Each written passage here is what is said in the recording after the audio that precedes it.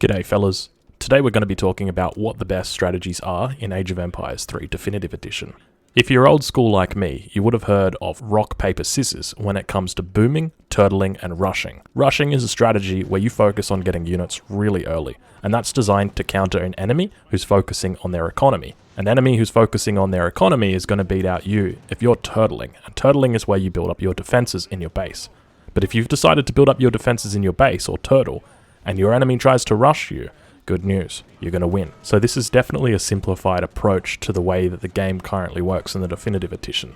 These strategies still exist in the Definitive Edition, but they're not as rigid as this. There are a few other strategies that focus on different tactics, and we're going to be talking about those today, in addition to rushing, turtling, and booming. It's important that as a player you understand that while every civilization can do every strategy, not every civilization is strong at doing every single strategy. As an example, if you're rushing and you're playing as Sweden, your rush isn't going to be as impactful as an Incan rush or an Indian rush. And at the same time, if you're fast fortressing and you're playing as Sweden, your fast fortress is going to be a lot more powerful than, say, the Russians. So each civilization has different strengths and different weaknesses. And today we're going to be talking about the best strategies for each specific civilization. What civilization is good at what strategies?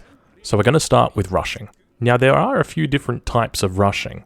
The first type of rush is what you have called a hard-in rush or an all-in rush. This rush is designed to kill the enemy. So you're not focusing on controlling the map, you're not focusing on killing villages, you're just focusing on winning the game. An example of a rush like that is the Ottoman Janissary rush. This is a rush where you build your barracks as quickly as possible, where the first shipment that you send is units, and you hit the enemy as hard as you can, as quickly as you can. There are alternatives to this. As an example, the Ottomans can do a delayed Silk Road rush, which is a rush that maintains early map pressure and then eventually kills the enemy through having a larger mass. This strategy relies on shipping the Silk Road card, as well as numerous resource crates to build up a mass of Janissaries and Abus guns at the same time. Other civilizations that are good at rushing include the Inca, the Indians, the Russians, and the Iroquois, or as they're currently known, the Haudenosaunee. And for those wondering, it took me about 15 takes to actually get that right. That's a hard word to say, so we're just going to stick to the Iroquois from now on.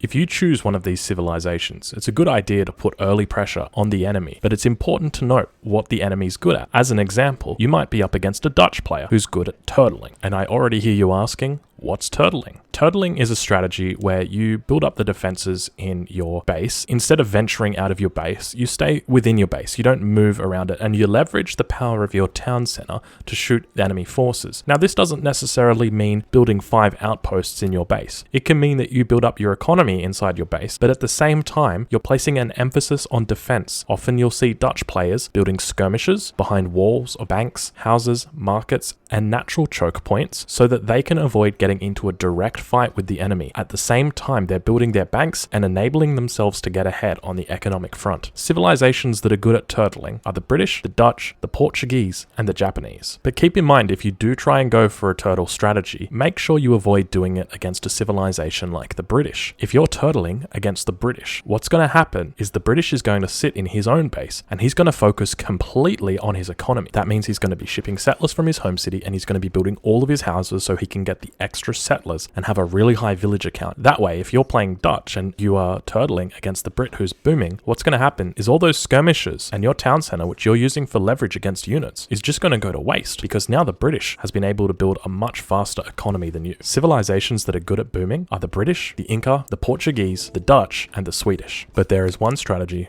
that beats them all. It's the fast fortress. The fast fortress focuses on getting to the fortress age as quickly as possible. Some civilizations are able to do this before 6 minutes, but the normal time that you'll see people hitting the fortress age is between 7 and 8 minutes, depending on which civilization they're playing. Once you're in the fortress age, you're able to access much more powerful shipments that enable you to send economic units and upgrades, send larger shipments of military units, and send powerful falconets. The reason why the fast fortress is so strong is because often you can reach fortress age before the real damage from a rush occurs, and if your opponent is turtling, you're able to outmass them very quickly and call falconets from your home city so that you can kill the town center so that they can't use it as leverage in their defense. And for an opponent who's booming, they're simply going to be overwhelmed by the amount of units that you've got. Every civilization can do some form of semi-fast fortress or naked fast fortress. However, it depends on the matchup as to which one is the best. As an example, if you're playing against a French player, you can guarantee that they're going to be sending out 5 hussars nice and early to raid you and still be aging up to the fortress age about 8 minutes to 8 minutes 30. If you're up against a German, it's rare to see them create Ulans in the second age, but they will have some from their second age shipments which you'll need to be aware of. If you're up against the Spanish, you're going to be looking for an early outpost to be right outside your base, and if you allow them to use that as a forward base of operations, they're going to be rolling over you before the 9th minute's over. Because of the variety of units, shipments, and bonuses that each civilization receives, each civilization approaches the fast fortress differently. As an example, the Portuguese are able to leverage water booming to enable them to still reach the fortress age in a very competitive time and do so with more than 60 settlers and fishing boats. Keep in mind that this is only applicable to 1v1 situations, and that in 2v2 and 3v3, games are played a little bit differently. The most important thing when you enter a game is knowing what you're up against. You can do this by hitting the F7 key on your keyboard, which will enable you to check what civilizations you're playing against. After around 2 minutes, your opponent should have chosen their deck, and it's going to enable you to click their home city flag and view their deck. From their deck, you can determine what they're most likely to do. As an example, let's say the map is Arctic territories. You've elected to play Sweden and your opponent has chosen to play Iroquois. You double check what their deck looks like and you can see that they've got 10 cards in Age 2 and 10 cards in Age 3. Now the Iroquois can fast fortress and they can also rush. So it's best to be on the safe side because there's no guarantee that they're going to be fast fortressing. And if you try and match them, there's a good chance that their rush could destroy your town center before you can even age up.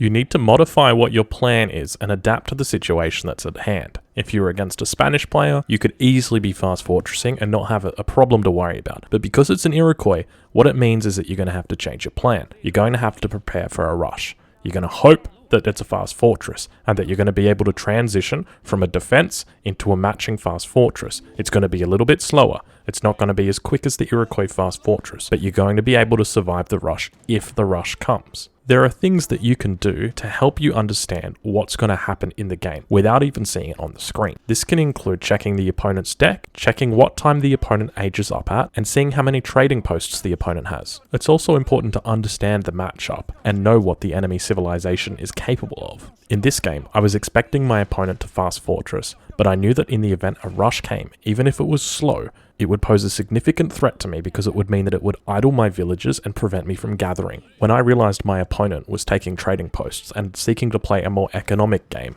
I capitalized that, shipping 8 pikemen immediately, knowing that he wouldn't have the forces to take those pikemen out and burning down his trading posts. While he still beat me to the fortress age, I was still able to match him with a competitive time and ship my 2 falconets, and even though I didn't win the game immediately and decisively, I was able to win the game because of the pressure of the falconets and the enemy just simply not having a response to them in the 3rd age. Had I invested more heavily in the 2nd age, I would have been looking at a likely loss because it meant that my enemy, who was now Age 3, would have most likely invested in forest prowlers and my Carolians would have been no match for them. So to answer the question, what is the best strategy in Age of Empires 3 Definitive Edition? The answer is the semi-fast fortress. The semi-fast fortress is a safe balance between early Age 2 defense and Age 3 aggression. It enables you to play against almost any strategy and be able to adapt to anything that's thrown at you. Over the coming weeks, I'm going to be doing a build order guide on each civilization and their semi-fast fortress, and what the most viable option is. While the semi-fast fortress isn't the best strategy for every single civilization, it's definitely the best strategy for most civilizations. If you've enjoyed this video, I encourage you to leave a like on the video as it really helps out the channel. If you didn't like the video,